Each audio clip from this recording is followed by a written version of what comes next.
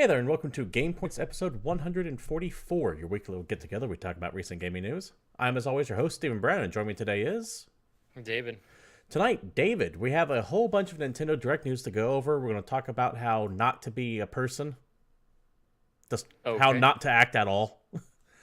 And some rumors about Wolfenstein and how there could be more rather than just the Youngblood DLC that we're getting later on. And a couple other things as well. First, I want to welcome everyone who's joining us right now live here at Twitch TV/GamePoints, that this is an audience interactive podcast, so feel free to join in the conversation with whatever questions, comments, or concerns that you may or may not have.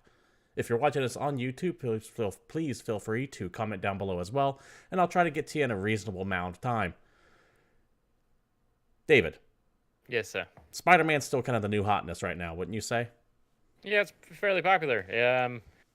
So popular that it actually has a shortage in Japan. Like, there's not enough copies of Spider-Man for how many people want to buy it. That's a legit thing. I didn't even know that was a thing. That's kind of amazing, Yeah, it's been sitting at the top of the sales charts, I think, for a few places now for, 2 weeks? I don't have sales figures, so I couldn't tell you. But I will say that if you do own a PlayStation 4, you are doing yourself a disservice not to pick this game up. It's one of the best open world games I've played so far this year. And it looks amazing, even on stock PS4, so... Yeah, it does look really good. The funny thing is, there's some articles going around of people complaining about Spider-Man, and most of those are, oh my god, it's the same video game again, because, open world games have been a thing for quite a while, and yes, they all have some very similar mechanics, but a whole lot of people still like them, and it's like the most profitable and popular genre. It's definitely up there. And why would they break the formula? I get it that there's definitely an open world fatigue that can set in where you get sick of, okay, I gotta go find more collectibles so that I can upgrade this one ability, so that I can kill this one boss, so that I can get access to this new area, so I can get some more collectibles, yada yada. But if your gameplay loop is fun, it doesn't matter. And Spider-Man has some of the best damn traversal of any fucking video game I've played recently. Which is what I was going to get to. Yeah, the collectibles in that game are they don't just put them all on the map at once. They're timed behind certain missions. You have to get so far in the game to unlock the next wave of collectibles. So if you just kind of do them in bite-sized chunks as the game presents them to you, it doesn't feel much like a grind. And as you were saying, drop David, you in the world with 300 things you have to go find. And as you were saying, David, just getting around the city itself, just moving from point A to point B is so goddamn entertaining. Yeah. So I definitely recommend taking a look at that if you get the chance. All right. Let's get this news out of the way dealing with this piece of shit here. So this is a little bit of old news, but it happened last Tuesday, so the show had already aired, but I feel it's important to bring it up. And I'll go ahead and preface this by saying thank God no one was hurt, and it doesn't sound like it was nearly as dire as it could have been as it was first reported, but it's still kind of fucked up that it happened. This is going to be via PC Gamer, and the headline, Dr. Disrespect ends stream after apparent gunshot strikes his house, says family is safe. Now, if you don't know who Dr. Disrespect is, it's this guy right here. He's popular streamer on Twitch. Real popular. Yeah. He has this character, Dr. Disrespect. He wears the wig, the sunglasses, the mustache. I believe he won Trending Gamer last year at the Video Game Awards, or the year before. No stranger to controversy. There was that thing about he came out and admitted that he was like cheating on his wife or something like that, and kind of did the whole apology tour. But last week, Tuesday or so, he was streaming the Black Ops beta, and it sounded like we heard a whole bunch of bangs, like a loud series of, I don't know if that came across or not. And he stops, and he's like, what the hell? Takes his headset off and leaves while the game's running. So you know something horrible happened. Turns out, some jackass shot up his house. He comes back. Guy Beham is his name. He drops the Dr. Disrespect persona and says, hey, some fucker shot up my house. I have to end the stream here. This is the second day in a row this has happened. And he goes back completely out of character. No wig, no sunglasses. Just, hey, someone just shot at my fucking house. They shot at it yesterday. This time they actually shot it, and not just at. Window broken upstairs. I gotta go. Yeah. So let me read from the article itself right here. Once again, this is via PC Gamer. Popular Twitch streamer Guy Dr. Disrespect Behem ended his stream today, which would be last Tuesday, after someone apparently fired a gun at his home, breaking an upstairs window. At around 11 a.m. Pacific, Behem was playing Call of Duty Black Ops 4 Battle Royale beta when a loud noise was heard off camera. Without saying anything, Behem walked off camera for a moment before returning without his usual wig and glasses to address his viewers. He said, quote, "I've got to end the broadcast right now. Someone shot at our house. Broke the fucking upstairs window. This is the second shot. Someone shot yesterday at our fucking house, and someone shot again right now, connected with the house upstairs." Now, I do want to go ahead and say this right now, because you might have some people saying, oh, it wasn't that bad, because apparently the update was it was a BB gun. Here he goes. Deputies have told ABC 10 News that the weapon may have been used a BB gun. The first incident, which occurred the day before the house, the window was hit, shattered a car window. I don't care if it's a BB gun or not. Let me just go ahead and get that the fuck out of the way right now. Mm-hmm.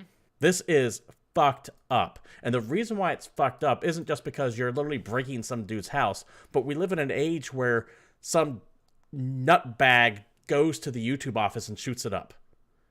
Where some fucking jackass who's obsessed with Meg Turney goes to her and Gavin Free's house, sending multiple text messages saying, "I'm going to fucking kill Gavin Free," breaks into their house. They have to like hide in a panic room and then commit suicide, I think, in a car in their driveway or something like that. Not to mention all the swatting incidents we happened, and I think we finally did have someone die from a swat. And if I recall, the swatter was pretty goddamn unrepentant about it, saying, "Well, fucker shouldn't have blah, blah, blah, blah." It's like, kiss my ass. Guys. Well, wasn't that where someone got shot and it's a dude who paid another dude? Something like that? Yeah, so if it's been a while since I recall that story, so forgive me if I get something wrong, but if I recall, someone swats someone else. He's like, "I'm going to swat you. What's your address?" And the dude gives the address, but it's like a house 4 or 5 doors down. It's a house for someone else he doesn't like. Yeah, he ends up swatting the wrong person, and that dude gets shot. I can't remember if that guy died or not. Either way, we need to, like, really clamp down on this bullshit. And by that, I mean, like, the harshest penalties possible that you could think of for this kind of shit. Because, yeah, it was just a BB gun. You fired it at someone's house with intent to terrorize them. And I'm not going to call this terrorism. I hate it when they go, "Oh, it's terrorism." It's not. It's not terrorism. But it is meant to terrorize. It is meant to make you fear for your life. And streamers all know that they have to deal with the possibility of some nut job showing up at their house and threatening their family, or having someone swat their ass and cops show up and at best kill their dog, because that's SOP for SWAT teams. You shoot the dog because you don't know if the dog's trained to attack or not. And Jesus fucking Christ, people, we need to be better at catching who these people are who are doing this and throwing the book at them, landing on them with both fucking feet. Introspect, thank you for dropping by. We're kind of on a heavy topic right now, so if I sound kind of ranty, it's because I am. He's always ranty, though, so fair enough. What do you think, Dave? It's a good time to get your opinion on the matter. I think, like, a lot of the stories that we've covered over the last, I don't know, however long we've been doing this, people are fucking dicks. People are assholes. People need to be raised better. Like, I don't understand what drives somebody to, like, go to a YouTuber's house or a Twitch streamer's house and shoot at the window, or try and break in, or, like, harass these people. I don't care if someone said something that you don't like on the internet. I don't give a shit. Oh, your feelings are hurt, or you just don't know how to react to things and you can't control your emotions and you just immediately default to rage and violence. I don't understand that. I can't get myself into that mental space, and I don't know how to fix it besides just blanket generalizations of people need to raise better kids. I have no idea how to fix this, but it's fucking terrifying. Yeah, and I don't care if it's like... We have a situation where a few weeks ago, some guy lost in a fucking game of NBA or Madden or whatever it was, and pulls out a gun and starts shooting people in a gaming cafe because he lost a fucking video game and doesn't know how to handle emotions. No one ever showed him how or taught him how or paid any attention to the guy. And it's just fucking terrifying. I don't care if anyone paid attention to the guy or not. I want to make that perfectly clear. That is not an excuse to fucking shoot up a cafe, and it's no one's fault but the man who pulled that goddamn trigger. I'm not. That sounded harsh, like I was coming down here. I'm not meaning to come down on you. I'm just saying, I don't care if you're someone who was made fun of your entire life and picked on and called all kinds of names and beat up at school. You don't fucking shoot someone because you lost a video game. You don't SWAT someone because they beat your ass at Call of Duty. And you sure as fuck don't take, even if it is a BB gun, to someone's house and shoot at them. And a BB gun can fucking kill a kid. He just had a baby. BB gun fucking hits the kid in the head. He's dead. I am so tired of shit like this, and I am like at the point where I want the harshest sentences handed down on these people. Like, if you SWAT someone, I don't care if you're 12, you get charged of attempted murder with I don't know, wasting police. I want every single crime possible levied against that kid. And no, oh, he's only 12, he gets away with it. No, fuck off. 12-year-old knows what he's doing. Anyways, to wrap things up, Dr. Disrespect is safe. So is his family. So is his family. Is his house, sans a window. Yeah, it sounds like it is just a BB gun. But all that aside, it's still fucked up. And don't be an ass. And we need to get better at finding who these fucktards are. I don't mind hell, you can even say the most horrible, disrespectful shit in chat. I don't care. You don't take things into meat space. Any final thoughts there, David? No. I don't want to dig into that any real further than we have. It's just too soul-crushing to me. Fair enough. Let us know what you think as an appropriate response down in chat or comments below. What do you think that we can do to actually stop this? Is there anything we can do to stop this? There you go. Dear chat of GamePoints, please help us solve the violence problem in America. I'm not asking for solutions. I just want to get people's idea of what might be... or where they sit. How do they feel about it? I want their opinion. I just want to know where people stand on this. Because, like, I'm at the point now to where it's like, we need to be devoting serious resources to finding out who people are doing this, and we need to hammer them hard and make it a public spectacle when we do. Well, I think we need to be developing serious resources on finding out why these people are doing shit, and then, making humanity better so that these people don't even fucking exist in the first place. You're always going to have people act out. It's just you have to find ways to do it. And now we're doing the whole age-old debate. Yep. Okay. Do we just punish criminals, or do we try to make society better? I fall on the only way you're making society better is with a totalitarian, fuck off, oppressive state, and I don't want that. Okay, let's go with a little of both. Call me a little. I will always err on the side of freedom before legislation. All right, let's just put everybody in a giant room and see what happens. Hey, I have said for years I want to bring back dueling. If two people get beef hard enough to where they're threatening to kill each other over, rather than letting innocent people get caught in the crossfire, you put them in a sealed room, you have them walk their 10 paces and choose whatever weapon they want to murder each other with, and then the beef is handled. At least that way, no one else gets fucking hurt by it. Anyways, like I said, it's a little bit of old news at this point, but it did happen after last week's show, and it was important enough where I wanted to mention it. But that is but you guys aren't here for that. You guys are here for games. So let's go ahead and get right into the big thing that happened this week with games, and that is the Nintendo Direct. Finally. We finally got it. There was a delay because of another really bad situation. Can't get away with it, or can't get away from it. Well, I mean that's like a natural disaster. That's different. So we can talk about Nintendo Direct and not get all salty. But let's talk about some big stuff, right? Yeah. Let's talk about the fact that they're making Luigi's Mansion 3 and it's coming to Switch in 2019. That's this year for those playing the home game. Was Luigi's Mansion big enough to warrant even a 2, let alone a 3? I mean, I guess so. Yeah, wasn't Luigi's Mansion 2 the one on 3DS that was actually really flipping popular? And I think it was called Dark Moon, but I never played any of them. I have yet to play Luigi's Mansion.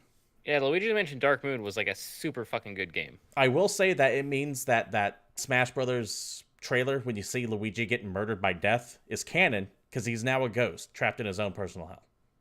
Yeah, that sounds right. Did you play Luigi's Mansion?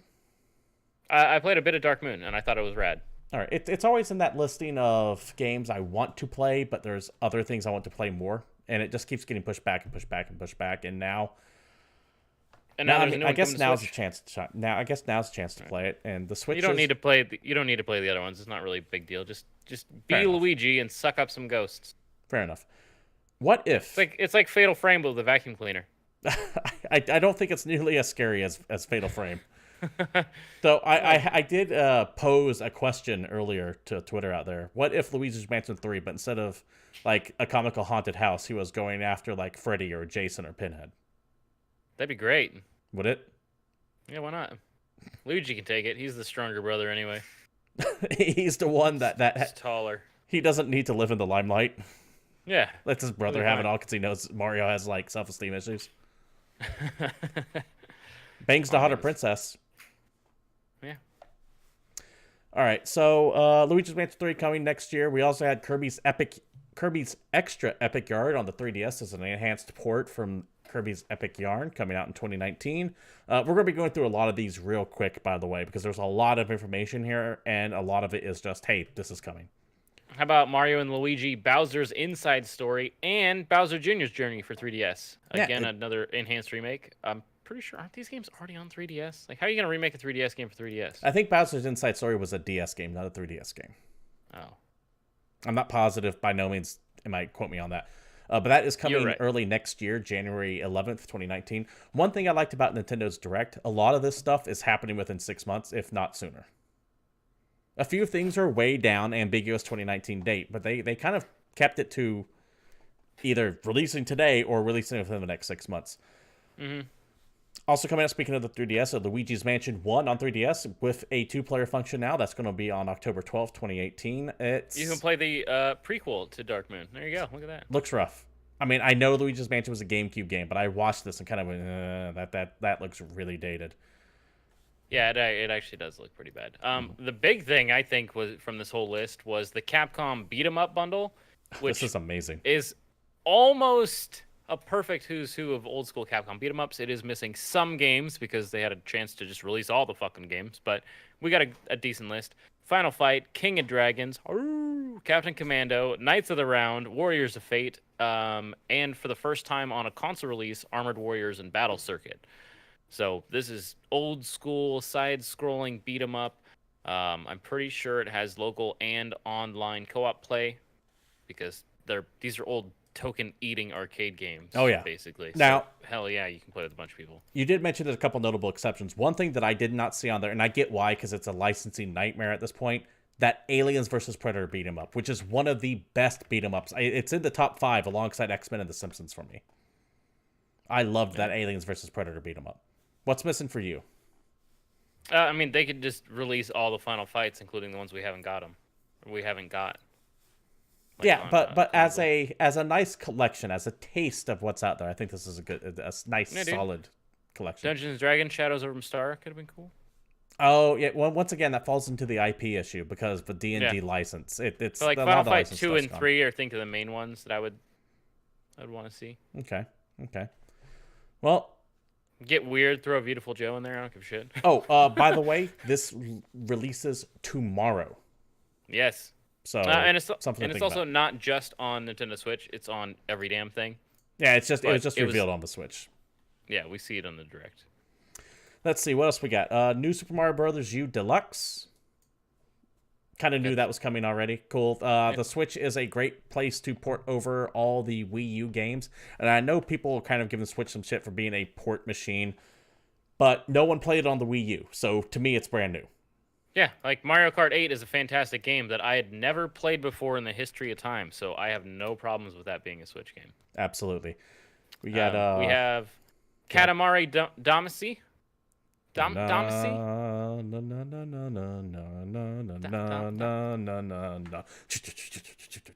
Anyway, the original Katamari is back. Yeah. Remastered in HD for Switch, comes out winter of this year.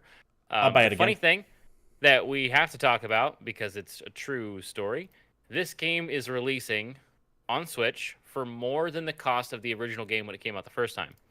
Because when they first set that game out, they had no idea that anyone would like it. And since that game sold way better than they expected to, they're actually charging $30 instead of $20. And I still think that's hilarious. I'd spend 30 on it.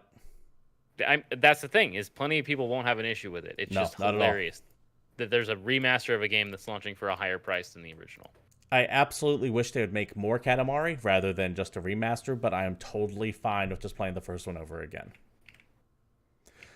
Let's see. Okay. We're going to get salty here. So, I normally like the Switch. The Switch so far has been a great console, in my opinion. I get the arguments of, hey, there's a lot of people making ports and mobile ports. And yeah, that is a concern. There's a lot of shovelware getting put on the Switch. The phone ports that still have in-game paid advertisement bullshit in them, and that you actually paid for, is definitely a problem. But there's also some amazing damn games on the Switch, including all, like, the fantastic Metroidvanias that have come out the last couple of years that I missed. So overall, Nintendo's been doing pretty good. Introspect, you're saying that you're into all this stuff. You just got yourself a Switch. Yeah, if you've never had like a Wii U, for example, the last Nintendo console you got was a Nintendo 64 or a GameCube. The last Nintendo console I had before the Switch was a Super Nintendo. So for me, everything is new. It's great. That's great, and the Nintendo first-party stuff they're porting over, it's all good ports. But Nintendo loves to fuck things up every now and then and make things unnecessarily contrived and complicated. And their online functionality, nothing highlights it more than online functionality. So we've known for a very long time that Nintendo Switch was going to get a paid online service. We've also known for a million years that Nintendo has fuck all idea on how to actually do online service. They're notorious for having really bad servers, really bad connections, and just really bad online systems in general. So let's see if they got it figured out. Let's see if they made it any better. No. So it's going to be coming out tomorrow. $4 a month, $8 for 3 months, or $20 a year. So point in their column for this one. It's technically cheaper than the PlayStation Network or compared Xbox Live. Compared to those guys. It comes still way more expensive than just playing on PC though. Yeah. Comes with online play, but that's something that was free until now. They're making it sound like, oh, play online now. It's like, no, you guys are taking that away and put it behind a paywall. Yeah, people have been able to play Splatoon all the way up until tomorrow for free. So that seems like a bad thing to market, because you're literally taking something away and telling you're charging for it that was once free. You should just not have had it at all until now. But in their defense, both Microsoft and Sony have gone through this exact same argument. The difference is that I'm pretty sure they did it. Well, Sony did it with a console release, and Microsoft, I think, did it in the middle of a console cycle. But they had the same kind of fallout. What the hell? We have features, and then you take our features away. That's just something, if you're going to start charging for online, it doesn't matter when you do it, you're going to get just hammered by fans. If I recall correctly, and please correct me if I'm wrong, chat, Xbox Live always charged online multiplayer from the get-go. Did it from I believe so. I believe so, because I remember paying for it for Crimson Skies and Mech Assault, which was way back when. Sony snuck in the new enhanced PlayStation Network, which was $60 a year. Snuck it in under all the other things they were just hammering Xbox with. Like, they timed that announcement perfectly. Mm-hmm. And then also gave you things like, hey, you have 2 games a month for all these systems and a whole bunch of other stuff rolled into it. And speaking of the extra stuff rolled into it, one of the things you get are these classic Nintendo games. But it is an unbelievably weak lineup to start with. They're either games you already own or games that suck to begin with. Like, I don't fucking need to play Ice Climbers again. Ice Climbers is not a good game. Yeah, the fact that it's still... we've talked about this, and you yelled at me a little bit for saying that I don't want to play old NES games, but this list, I'm pretty sure, are just games that I don't need to play. Yeah, it's or I already own somewhere else. And it's a real weak list. Just put Super Nintendo games. I know. I don't know why they can't just do that. I don't get it. It every single virtual console has gotten worse from Nintendo, and this console doesn't even have one at all. And now you can pay for online play to get old, shitty NES games that you probably don't want. Now, one thing that is cool is that you can play multiplayer games online with this, from what I'm seeing. That's cool. So, awesome. But the game that... Let's Come play on, some guys. balloon fight, I You guys guess. have been doing the virtual console thing for years now. It should be a complete virtual console when it launches, not this dripping piecemeal shit. Because you could do like you did with the Wii, where you've released like only a third of the virtual console games in America and all the good shit's in Japan. Something else you get with your money, cloud saves. Now, cool idea. I like cloud saves because something that's going to fucking happen. But Nintendo Direct even mentions it. Hey, you lose your Wii, it gets broke, or something like, or not Wii, your Switch, it gets broke. Those saves are gone. Cloud saves, awesome. But there's some really fucked up stuff behind it. One, if you miss your payment for even one day, your saves are deleted. They delete them off the cloud. As soon as your agreement expires, you're done. No more cloud saves. Correct me if I'm wrong, David, but doesn't PlayStation give you like 6 months of cloud saves after your account expires? Yeah, I'm pretty sure you have like a buffer. That there is some time period for you to get your stuff off. Two, not every game supports this. So things like Dark Souls doesn't support cloud saves. I don't think Splatoon 2 supports cloud saves. I have to double check that one. And the reason why is because Nintendo's like, oh, you could exploit the system to get double resources and stuff. And it's like, what? Name me any other console that prevents a game from having cloud saves. Yeah, also, I'm not with like the Dark Souls thing because Not Dark. Sure, oh yeah, Dark Souls is one of them. Yeah. I'm pretty sure I can like play that on my PC and then yank out my Ethernet cable and shit still happens. Like, Did I mention Dark Souls? Or did I say Dead Cells? Because I meant Dead Cells. Oh well. But I think Dark Souls Trilogy is actually one of those ones that cloud saves don't work with either. We'll find out. And like I said, this is shit that Xbox and PlayStation have figured out for a long time now. So this just strikes me as, I don't know, there has to be something here. It's either their internet infrastructure is so weak there's an exploit that can be done with this, which is what I'm thinking, and they just don't want to tell people that. Or they're charging developers on the back end for cloud saves, an absorbent fee, and they're like, no, that's okay, we don't want that. There's something else. There's a reason for this here. You get the voice chat app. I mean, I got Discord on my phone. Again, this is an app. Yeah. Which is just completely ridiculous to me because I'm going to talk about it. We're going to talk about it now. I was going to save it for the end of this, but Fortnite, which is a free game you can download on your Switch, has built-in voice chat. Plug a fucking pair of headphones into the bottom of your Switch and you can chat with other people on the internet. Somehow Nintendo is incapable of doing that, and instead you need to plug your headphones into your phone and then with an adapter into your Switch so that you can hear the game and potentially talk to people using a weird first-party app that's worse than basically every other third-party voice chat app. Like I said, Discord, it's free. Just use that. The other fun thing is that when Nintendo Switch Online comes out, which is tomorrow, you have to pay to play all your games online, except Fortnite. If you're currently playing that game, you don't have to do shit tomorrow. You can still talk to people and still playing it online because Epic doesn't care about Nintendo's online service. No, they use their own. God, I hate their online thing. So other things. You have to pay to get special offers. Now, what those special offers are, we have no fucking clue. We absolutely know what they are. What are they? Well, the next thing, let's just jump into it. They're also releasing a pair of NES-style controllers that actually do attach to the side of the system, like a Joy-Con. They'll charge that same way. And these things are, I'm just going to say, kind of crappy because it's legit the old-school NES controller, which is awesome for playing retro stuff, but let's be real. It's got 2 buttons and a D-pad, so it's basically a Joy-Con. But it's also the most uncomfortable Joy-Con of all time. I don't know about you, but personally, I can't hold a Nintendo controller anymore and play games. It's just so uncomfortable. It's weird. It's bulky. It was awesome when I was a little kid, but I don't love it. Then there's the fact that you can only buy them in a pair of 2. They're $60 for a pair. Damn. How much is a Joy-Con normally for a pair? Joy-Cons are still like $70. So Joy-Cons are expensive. But you can buy a set of NES-styled classic controllers from 8-Bit Do that also have extra buttons and joysticks for like $30 each. And they won't just work with your Switch. They'll also work with your PC and with your phone and with every other damn thing. Now, the extra fun part is that in order to even be eligible to buy the NES controllers for your Switch, you have to be a member paying for the Nintendo Online service, period.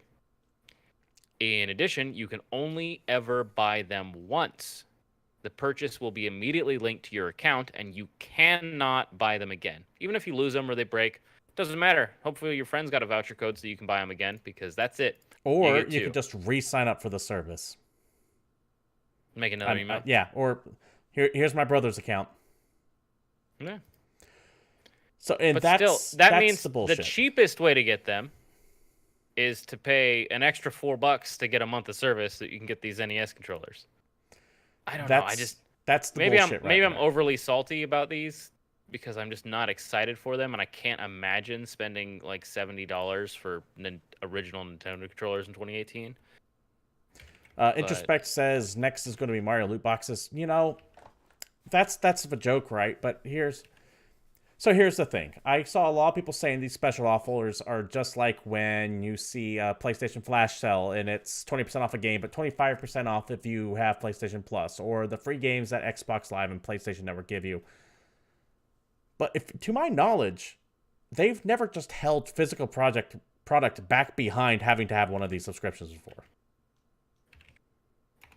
There is some weird gatekeepery bullshit going on here, and I hate it. You can make the argument that this is Nintendo's way around scalpers. I just lost it. I kept wanting to say scalpels. I can't even fucking say it now. It's their way around people buying up a whole bunch of them, reselling them on eBay and flipping them. Okay. as I Porky Pig this. You're doing great. But it's still fucked up. I can't wrap my head. The only thing is, it's really funny looking seeing the Switch with those controllers docked to it. That's kind of hilarious. Annoyed by this. I am extremely annoyed by the fact that I have to pay Nintendo to buy shit from Nintendo that I am paying for on top of. It's like they're doing the Sam's Club thing, but you're not getting a discount on anything. They're like, nope, we're charging you to get into the store, and then we're going to charge you full fucking price. Well, why go to the store then? It's limited? Fuck off. I'll find it on eBay. I'll find it on eBay in like 6 months. Or Amazon or something. And like you were saying, the Nintendo controller style, it's a rectangle. That does not feel good in the hand. It's great for nostalgia, bad for gameplay. Oh, well, all that really matters is that it's coming out now, just in time for Smash to come out in a little while, and honestly, those are the people that are going to pay for the first place. Yeah, and you're right, Introspect, too. Despite the fact that there are issues we find with it, you're most likely still going to pay for the sub. I'm not, because I don't have any interest in playing Nintendo games, but people are going to eat this up. Nintendo can treat their fans like shit, and they eat it up, because it's Nintendo. There is this... I like Nintendo. I like the Switch a lot, but there is this weird man, if you go back and watch some of our episodes from before the Switch came out, we get really salty about Nintendo because we were like horrified of the concept of the Switch. Yeah. And just how completely ridiculous Nintendo was all the time. I was wrong. Pricing schemes and all kinds of stuff. Yeah, we were hella wrong about that. But most of our Nintendo complaints, I think, still kind of hold up. Yeah, Nintendo is the only company that I know of that can get away with shit like this. And the only reason why they can't get away with it is because they're Nintendo. That name alone. If it was, imagine if EA did this. People would fucking have pitchforks, rightfully so. You'd get Battlefront 2 sales. Rightfully so. Once again, back to chat here. Introspect once again saying, just like many Switch games are full price, even when the same games are cheaper on other platforms. Yeah, Nintendo games never go on sale, ever. Like even third-party games. Not hyperbole. Someone's going to go, well, this one time this game was $5 off. In general, they do not drop. But let's get back to some good stuff that Nintendo mentioned during the Switch. The online portion is just a rolling garbage fire. We all know what it is, and people are still going to buy it because you're right, chat. People are going to buy it because it's Nintendo. But going on. They did some Let's Go Pokemon stuff. It's coming out November 16th with system bundles. We all knew Let's Go Pokemon coming out, but the system bundles look really cool. Did you see that Pokemon Let's Go Switch? Looks good. I don't love the controllers, but I think the actual Switch looks kind of cool. Yeah, I mean, I'm in the same boat. That Switch is the console itself is real nice. Now, I'm not a Pokemon guy. This does not speak to me, but it looked clean, and I'm a big fan of a clean console. Yep. Other stuff we and have. then the thing that we knew was coming because it was basically leaked. And let's always go back to the fact that Twitter revealed this shit forever ago when they had a Diablo Nightlight plugged into a light switch. Diablo 3 is on Switch. Comes out 11.2. I want it if it lets me transfer my PC data over, which I doubt it will, but if it lets me it bring will it have to my local PC level and online co-op. That's That amazing. is the thing that we know of. And yes, you can legit pull Joy-Cons off and somehow play it like that. I don't know how the hell that works or how you play that game with 4 buttons, but there you go. That falls into the first of many games on this list that we're going to announce that fall into the category of I want to play it and see how it plays before I buy it, because I have a hard time believing it's going to be good on Switch. Yeah, it's a little weird. I have trust in Nintendo that it's going to run well. But more than that, I have trust in Blizzard. Yeah. Because Blizzard can make any of their games run on anything. StarCraft 64 was an amazing port. I'll maintain that till I die. Other stuff they showed off real quick. Super Mario Party coming October 5th. We kind of knew that, I believe. New game announced, at least new for me. I don't remember. It could have been announced earlier, but it's called Town. It's a working working title from Game Freak. Those are the guys who made Pokemon in 2019. It looks like a JRPG in the vein of Ni no Kuni. Has that similar, very anime-esque art style. Looks adorable. So not for me, but I'm sure people will eat this up. David, what's your take on it? Cool. Go those guys. It's not Pokemon. Why is anybody paying attention? Fair enough. Something I absolutely want to play before I buy, but I might just buy it anyway. City Skylines is on Switch, and that's out right now. Actually came out the same day as the Direct. So that is the game that replaced SimCity, because SimCity 3 was a complete bullshit nightmare and had EA all over it. Not SimCity 3, but the reboot of SimCity. Whatever the hell it was. Because they were on like 4 or 5 when that reboot came out. SimCity 2014 or whatever. City Skylines just completely dethroned it as the far better game. And I'm super into the idea of playing that game portable, but I'm just worried about how it plays with the controller. I mean, I know you got a touch screen there. I hope it's good. I also want to see how it plays like late game when your city's bustling. I hope it's real good, because this is a Paradox game, and that will become important in a story later on, to a theory that I might have later. Other things we have coming out, we had more on Daemon X Machina. It looks like I don't want to say the phrase dumbed down, but it looks like a simpler version of Armored Core to me. Yeah, I'm going to play the hell out of that game, let's be real. We also had Yoshi's Crafted World, or do you want to talk more about that? Oh, no, I'm just like a hard sell on games that have robots in it. Fair enough. Yoshi's Crafted World was shown off. This title was leaked previously because remember they delayed the Switch game a week, or the Switch Direct a week. Asmodee, a board game publisher, is bringing a whole bunch of board games to the Switch, and I'm excited for all of them. We have Carcassonne, Lord of the Rings, the Living Card Game, Pandemic, Catan Universe, and Munchkin officially announced. The reason why I'm excited, David, is because they are also doing digital versions of Scythe and Gloomhaven and some bigger games. So if these sell well on the Switch, they might even bring those over the Switch. And I would love to have a pocket version of Gloomhaven. Yeah, I like digital board games. I don't have any issues with those, and I think the Switch is a good spot for them.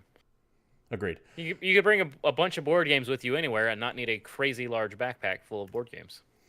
Introspect in chat saying NBA 2K19 is running great on the Switch. Apparently, I'm hearing that it runs well, but I don't know. I haven't looked too much into it. How about that other thing we knew about Civ 6 coming out on Nintendo Switch? That was when they delayed the Direct, something that we immediately had leaked because there was a splash page that went up for it because they didn't cancel it in time. Yeah, on 2K's official site for Civilization, so we all knew that Civilization was happening. 6 coming out November 16th. Once again, absolutely have to see it played because, I mean, I know Civ 6 can screw with some computers when you get to late game, and as much as I love the Switch, it is not the most powerful console in existence. So I'm curious, but if it runs well, that's like a guarantee get for me. That's why I want to see how Civ 6 and City Skylines run on the Switch, because if those two run, that means if they can run City Skylines, it can run theoretically a lot of what Paradox has, including things like BattleTech, Hearts of Iron, Stellaris, Crusader Kings. Imagine having those portable. That already takes too much of my time. I doubt that's going to happen. I cannot see in any world that happening. But a man can dream, right? Yeah, we'll see. Introspect. I don't know what Fantasy Grounds is. Do you know what Fantasy Grounds is, David? Not off the top of my head. Yeah, I'm afraid I don't know that one, unfortunately. Going back on with the quick announcements, Starwolf and Starlink Is game that like launches. Tabletop Simulator? I don't know. Is it like a? Let me know. Is that like a fake or online version of like a way to play board games? Could be. I'm not 100%. Starwolf announced for Starlink coming October 16th this year. I have played Starlink. It is surprisingly fun. Chat says it's like a D&D software similar to like Roll20. Okay. Yeah. Thank you. Did you play Starlink yet? Nope. It's way better than it has any business being. Like, way better than it has any business being. I don't know if I'm going to buy it because it's a Toys to Life game, and as such, you have to drop a lot of money on it. Because you not only have to buy the game, but you got to buy all the figures that come with it, and it is one of those games. Or you can get the digital version and then still spend extra money. Yeah, I'm pretty sure I'm just like a flat no. Yeah. But that game is surprisingly good. I had to be dragged kicking and screaming to sit down and play it. And I got a hold of it, and I was like, wow. This is like No Man's Sky, but good and minus the crafting. Because there's a lot of exploration involved. You're like flying from planet to planet. You can go from the planet into the atmosphere seamlessly. There's no like load screen. Well, I mean, they hide it, but you know what I'm saying. There's a lot of good there. Also coming out soon, The World Ends With You Final Remix on October 12th, 2018. It's a remake of World Ends With You, or a remix rather. The Square's going to Square. Whole bunch of Final Fantasy stuff. A ridiculous amount of Final Fantasy stuff, to be real.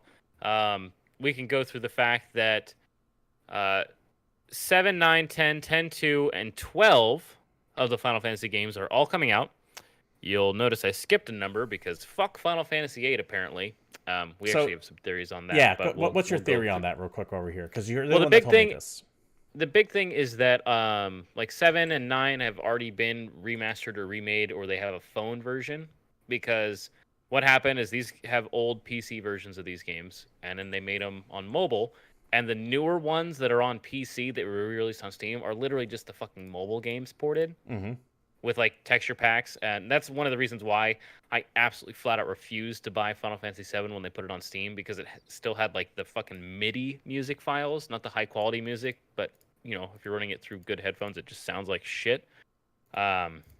But these are damn good games, and Final Fantasy VIII doesn't have like a new refresh, re-release. So yeah, the PC version of it is still the same PC version that was back in the day. Yeah, it's an old. So that's why I'm thinking it's not coming out. But again, willing to bet you're this right. List of all these damn Final Fantasy games, come on, it's a no-brainer. Throw 8 on there. Yeah. Let's see. Although of that entire list, 9 is by far the best. And if you're gonna play any one of those and you haven't played any other, the answer is to play 9. I would rather play any other game on this list than 9. Seriously? Yes. I would rather play 10-2 than 9.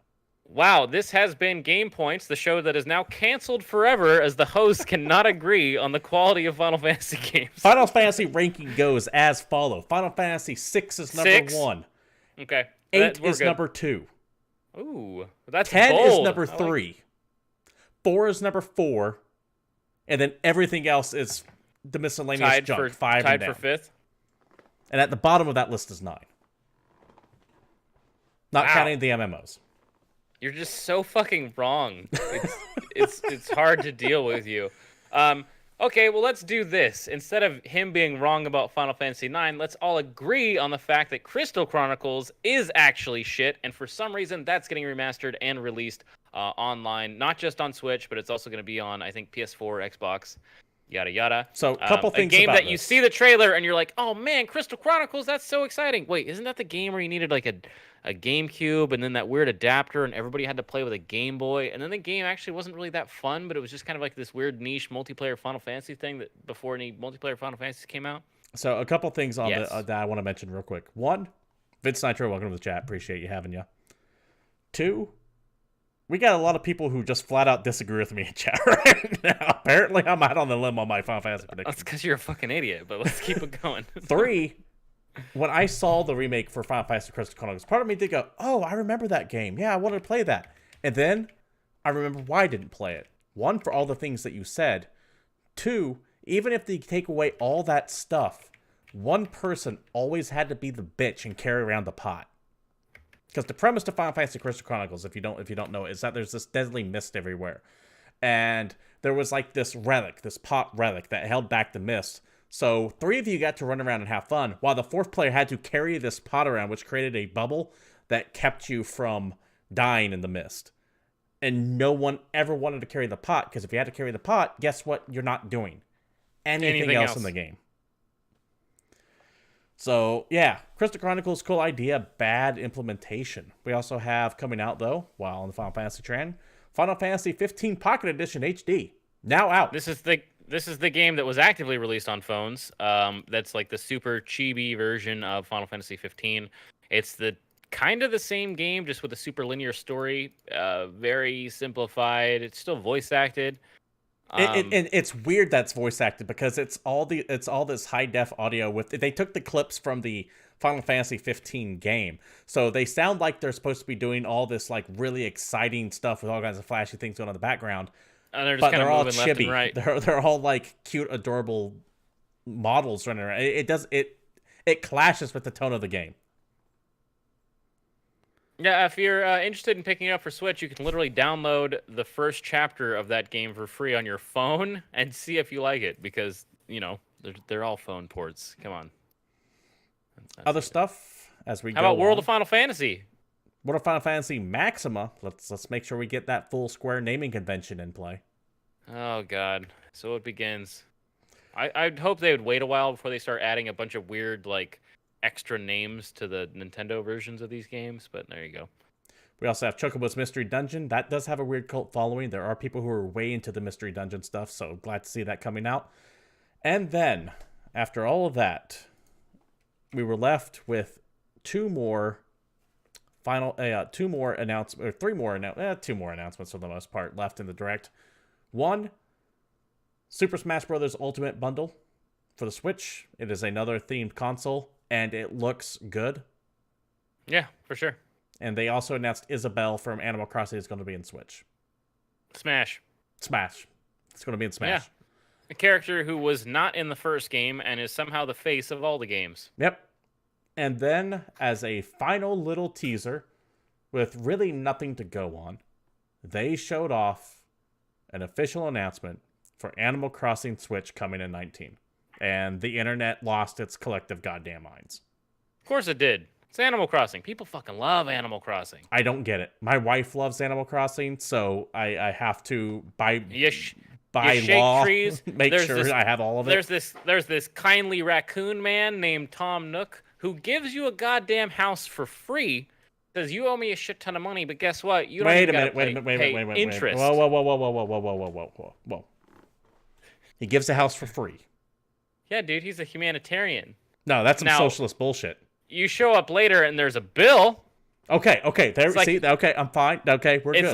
It's like eating at your grandma's house, and then she brings a bill to the table. Because if I knew that this game supported communism, I wouldn't have allowed it in my house. Animal Crossing is a great time waster game.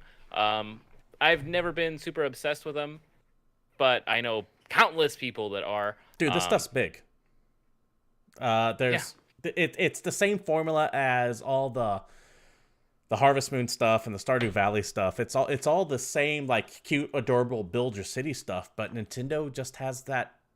This is one thing I'll give Nintendo credit for. They can take a genre that a lot of people have done or haven't done sometimes and just make it really good. Like, really just make it charming. Good. You can go fishing.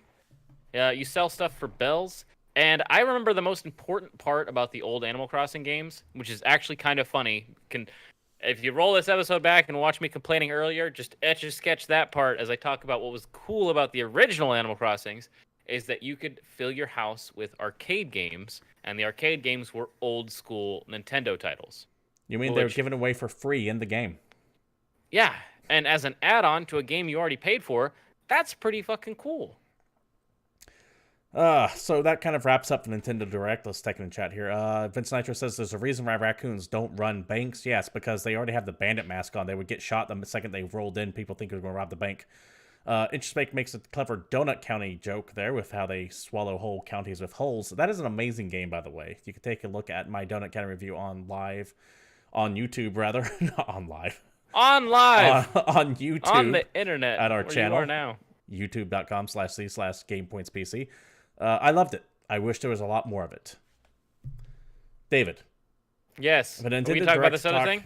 Yeah, the Nintendo Direct news has taken up like 40 minutes of the time here.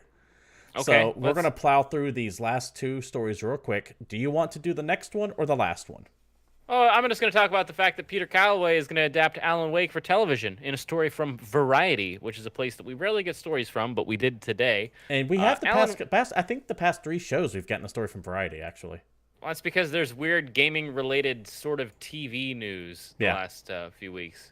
Alan Wake is a game that came out back for the Xbox 360 and Windows PC in 2010, which followed a fictitious best-selling author, Alan Wake, on a journey to a small town in Washington State where he hoped to rid himself of writer's block. Did you ever get a chance to play it? What happened next is a surreal experience that brings the plot from his last book that he doesn't remember writing to life. The game's delivered episodically, kind of like a TV show. It was always kind of a TV show turned into a game, and no, I haven't played it, even though a million people have told me to. It's so good. I own it, and I've almost clicked on it at least 4 times. It's so goddamn good. Yeah, Alan Wake is basically like a TV show that was put into a game, and that's what the original guy wanted to do. And I'm pretty sure he is actually coming back to work on the game as well. In fact, reading directly from the article from Variety here, which I have up, an Alan Wake live-action TV series in development with Peter Calloway, signed on as showrunner, writer, which is what you mentioned, and game creator Sam Lake as executive producers. Contradiction Films and Remedy Entertainment told Variety. Contradiction partners of blah, blah, blah, blah, blah. If you read deeper into the article, it sounds like they might potentially be using scrapped ideas from Alan Wake 2 as plot points in the new series. So I'm very, very excited to do that. We do have one more story to round out things out with, but Introspect makes a good point in chat I wanted to actually bring up and completely forgot, is that the Japanese Switch is getting Assassin's Creed Odyssey through Cloud Play. He made an OnLive reference, which I approve of, because I was one of those assholes that was on OnLive back in the day. But that's actually not the only thing. I think they already have access to like Final Fantasy 15, the full game, not the pocket version, streaming. And there's a few other things that I can't remember off the top of my head. But I really wish that we could get that going, because there's no way in hell. Yeah. No way in hell we're going to get the streaming, because America doesn't have the infrastructure. Yeah, I think Resident Evil 2 is going to be... I think Resident Evil 7 is streaming through the cloud, but the important part to know is we're not getting this in America. We do not have the internet infrastructure for it. Japan is like 100% wired everywhere with high-speed internet. Here, not even close. So there's no way this can even work inside of the United States. Yeah, you can play a game that's still not even out in America that I would love to see on any fucking thing, but Japan can actively play Phantasy Star Online 2 on the Switch in a cloud version. This is one of those physical limitations that we just will never, ever get, unfortunately. So you can't even import it. It's just going to require something that we can't have. I don't know about the import, actually. You might be able to. But it's never going to come here, either way. Oh, and Dragon Quest X. Good call. So, final story of the week. This is more of a... I mean, he let it slip, and it's kind of a no-brainer, but technically not officially announced. But officially announced this is going to be via Metro. Looks like there's going to be more Wolfenstein coming in. I'm not just talking about the Twins DLC coming out, which I can't remember, the name escapes me. This is via... I don't know why I said Metro when it's a PC Gamer article. But either way, PC Gamer article. Wolfenstein 3 is absolutely being made. Bethesda's Pete Hines confirmed that a full-on Wolfenstein sequel separate from Youngblood is in the works. Because the original interview was with Metro. That's why I have them cited. So in this long interview that he gives with a UK site, Pete Hines, who is the Bethesda Vice President and Vice President of PR and Marketing, as I lose my ability to chat suddenly. He's known for being very upfront with people, very blunt with people, and I love Pete Hines because of that. He tends not to bullshit. He just answers questions. And during this interview, the interviewer asked, ultimately, I just want you to guarantee there'll be a Wolfenstein 3 because I want to see how it ends. And Pete Hines responded with the following quote, yeah, sure. We're absolutely making Wolfenstein 3. They said on stage they're taking a break from the large story to do this thing, but we all have to see how that ends. And he laughs afterwards. That's why I like Pete Hines, because I guarantee you his other people, he's the head of PR and marketing, but I guarantee you a lot of people just went, oh, God damn it, Pete. Not supposed to say that. Yeah, well, I because think they this always dude planned just it as a doesn't trilogy care. anyway, so there you go. Yeah, Pete Hines does not give a fuck. If he wants to let someone know, he'll just tell it. Who's going to tell him no? So, more Wolfenstein seems to be a sure lock. No technically official announcement, but when you have the guy who's the vice president of PR and marketing saying, yeah, it's coming, you could probably bet the bank that it's coming. And there you go. David. Well, that ain't anytime soon. No. Wolfenstein 3, when and if it comes, probably won't even be until 2020 or 2021. That's a long time away right now. If I want to play something right now this week, though, what could I possibly play? I mean, there's a bunch of stuff you could play. I mean, you could keep playing Spider-Man like you've been doing. You could finally listen to me and buy the Messenger. But those are all old games. Let's old talk game about is old. Spider-Man is new games. Hard to believe Spider-Man came out 5 years ago. But anyway, new releases for this week. We've got Bard's Tale 4, Barrows Deep, coming out on PC. Bard's Tale games are actually pretty interesting. They're like a turn-based RPG dungeon crawler style game. There's been 3 other ones, and they're all pretty damn good. I don't know. It's like a really funny RPG to me. Yeah, Bard's Tale never took itself seriously. There was that soft reboot of the franchise on PlayStation 2 and Xbox way back when, where Carrie Ewells was the voice of the Bard. And it is full of a lot of dry British humor. Yeah. And just outright slapstick. It's got a cool combat system. There's puzzles. You get treasure. There's like 18 different character classes. There's tons of spells. And it's supposed to have hundreds of like spells and abilities according to their thing. And 350 uniquely voiced characters. I'm trying to... That's a shit ton. It is. I'm trying to find out when the last Bard's Tale actually came out that wasn't that soft reboot. Because keep in mind, sure you can play those games like on your phone or on the DS or all kinds of nonsense. Bard's Tale 3, to which this is a sequel of. Guess what year it came out? 2011. No, not even close. I don't know. 1988. What? This is a sequel to a game that came out in 1988, and that's why I'm loving In Exile. Because In Exile, because the remakes did happen. Yes, this is an actual sequel to the original Bard's Tale games. That's ridiculous. Just like what In Exile did with Wasteland. Wasteland 2 is the direct sequel to Wasteland, which came out like in 86 or 87. And is a direct sequel. You can play some more Bard's Tale. We also have coming out the Capcom Beat 'em Up bundle, which we mentioned earlier, that comes with a whole bunch of fun games that you can play. We know how much that Final is. Fight, $30, I think. If it's $30, I have to buy that. Yeah. Also, it's going to be on everything: PC, PS4, Xbox One, and Switch. But at the last minute, the PC version was delayed, and it has no launch window because Capcom cannot release a PC game to save its fucking life. No. Also coming out this week, we have Fishing Sim World on PS4, Xbox One, and PC. This has been an early access or like beta tested on PC for a while, and it's got like some mixed reviews. People seem to have issues because it's very much like Eurofish, which is a game that exists. I didn't even know Eurofish was a thing. Yeah, but it's like a rehash. Like it not only has some of the same lakes and features, it has some of the same bugs. So I guess if you're really into fishing, then you can look at that. Is this the same company that made Eurofish, or is this another company and it's a clear case where they just ripped them off? Honestly, I don't care. Fair enough. We also have Labyrinth of Refrain, Coven of Dusk. Damn, that name sounds like it's a Nippon Ichi software game. And it is, from the same team that brought you Disgaea. Welcome to this kind of weirdly styled first-person dungeon crawl, which is on PS4, Switch, and PC. It's like Legend of Grimlock. It's like Bard's Tale. It's first person, but with a lot of the voice actors that you might remember from Disgaea being various characters.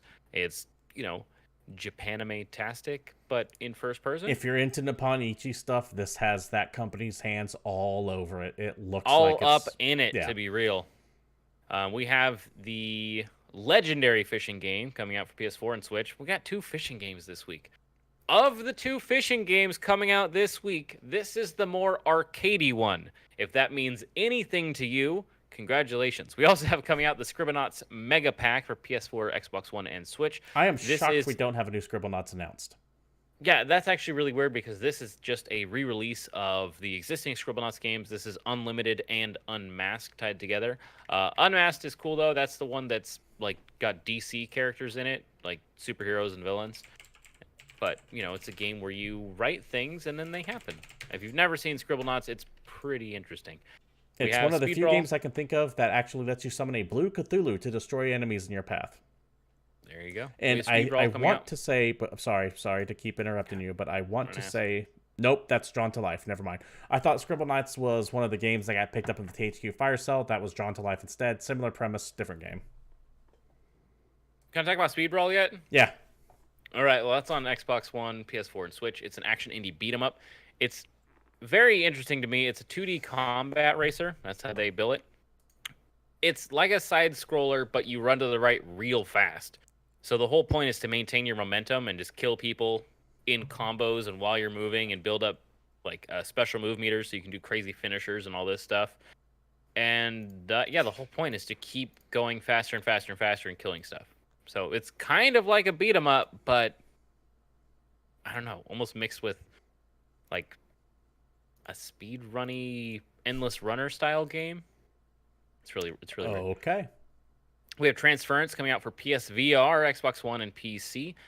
We've been talking about this game for a while. This is, I think, Elijah Wood's his crazy psychological thriller adventure video game. There's some cyberpunkiness going on to it. Full disclosure, I have been given a code by Ubisoft for this game. I haven't played it yet at home. I did play it on a PC build a few weeks back with the Rift, I believe it was hooked up to, and it's suitably creepy. I get the feeling, I think they said it's only going to be about 4 hours long, and it's very walking simish. So if you're not into games like Gone Home or Observer, if you want more of a fitting title for it, I would stay away from this. But it definitely looks interesting, and I want to get a hold of it, and there will be likely a review for it sometime in the next week. Anyway, if you want to know anything about it, it's about a family struggling with like mental issues, and they're set inside a corrupted simulation made by a troubled scientist, and you're actually in this guy's brain, basically. So you're going through like his version of their home and seeing secrets and finding evidence and all this stuff to try to repair themselves. It's kind of an interesting like mental health style game. Yeah, strong Observer vibes from it, but less cyberpunky, more I like Observer a lot. Undertale hits Switch this week. This game is fucking beloved. Everyone I know that's played Undertale absolutely loves Undertale. It's got a really cool soundtrack. The big turnoff that a lot of people have is it's really simple looking. It's not like a graphical powerhouse. It doesn't even look new. It looks old school. But this is like a weirdly story-heavy, simple game. It's the RPG where you don't actually have to kill anyone. You can in fact, just start bartering and are a thing. Yeah, you can just start talking to bosses and actually befriend everybody. And I hear there's at least 5 dogs in the game. So there you go. We have Velocity 2X coming out for Switch. This has been on PC for a while. It's mostly positive on Steam. This is an action shoot-'em-up that I'm pretty sure you have played, where you're abducted by some aliens and you have to go about on a quest for, I think you're freeing people and escaping from these spooky alien guys. But yeah, side-scrolling action platformer. The story aside, I don't remember what the story is to it because I wasn't paying attention to it. The gameplay is really goddamn good, though. It's a At nice, some point, it actually tight game. switches like into a vertical shoot 'em up, right? Yeah, it's depending on where you are. A little bit like the Guardian Legend almost, but where you have to go really fast because speed's a big important factor in the game. All right. And lastly, rounding it out, something that I think you might play, but I won't. Xenoblade Chronicles 2. Torna, the Golden Country. So I did play through Naming games Xenoblade is hard. Yeah, I did play through Xenoblade Chronicles 2. It is an amazing JRPG on the Switch. It looks really goddamn good on the Switch, and it took me like 170 hours to finish it, and I didn't do all the side quests.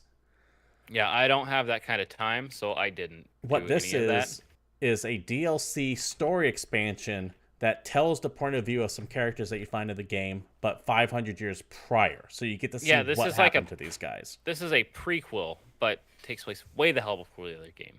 Yeah. If you like Xenoblade Chronicles 2, I don't see any reason why not to pick this up. It's more Xenoblade, other than you're in the same boat as I am, and it's just like, that was... You don't have that kind of time? No, and I liked it, but I am done with it. I am done with Xenoblade. I have no interest in going back to it. But if you're still craving some more, can't see why you wouldn't enjoy this. I don't really want to hit on a sword that bad. But that's I would. Have you seen those swords? They're good-looking swords. Sure. That's fine. Anyway, those are all the new releases. If you're excited for any of these games, maybe let us know. Or, more importantly, chat, and I need you all to band together, Twitch, YouTube, everybody, and just blast the shit out of this dumbass on my right's Twitter, telling him why Final Fantasy IX deserves to be way the hell higher on his list.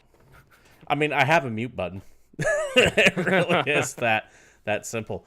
But with that, though, this has been GamePoints episode 144. Thank you for watching us live. If you can, we do appreciate you joining us every Monday at 8 p.m. Pacific Standard Time here at Twitch TV/GamePoints. We try to be as interactive as we can at the chat. Pop in your questions, comments, topics you want to bring up, and we will get to them. But if you can't watch us live, feel free to catch this and all of our old shows over at youtube.com/c/GamePointsPC. It's also where I will put up not only this show, but our reviews, the occasional ranting and rambling, and some gameplay every now and then. If you like the show, you can follow it on Twitter at GamePointsPC. You can follow myself, if you want to do what David said, at CapitalistPig21. You can follow David there at Palstrife_Satori. If you like what you see here, you guys know what every single person on the internet wants. Likes, follows, subscribes, bits, subscriptions, all that good stuff. If you got an Amazon Prime, feel free to use that free sub here. Be good on you. Without further ado, this has been GamePoints episode 144. Thanks for dropping by. And until next time, we'll be seeing you.